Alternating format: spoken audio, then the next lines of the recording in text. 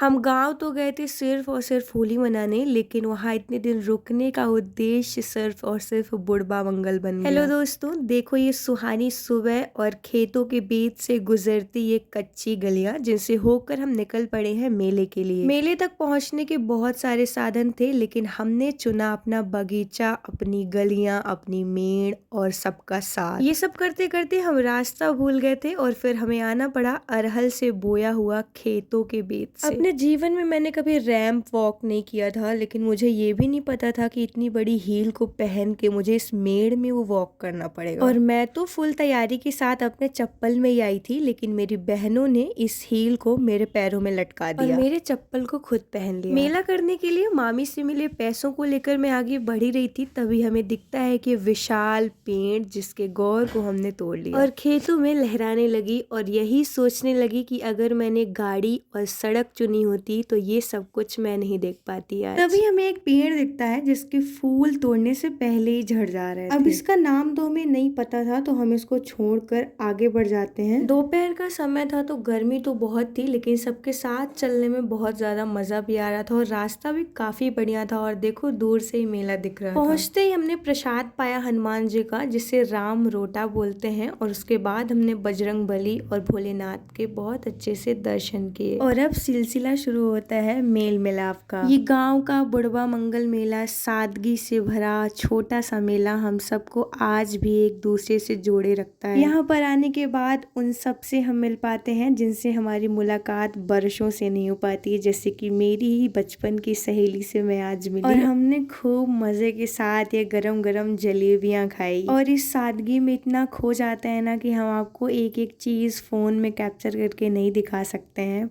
पर जितना हो सका मैंने आपको जरूर दिखाया। और इस बच्ची की अगले 5 साल तक की तैयारी इसकी मम्मी ने मेले में खरीदी हुई जूती से कर दी है। रास्ते में बिनकर खाई मैंने बेर और फिर हम आ गए अपने घर।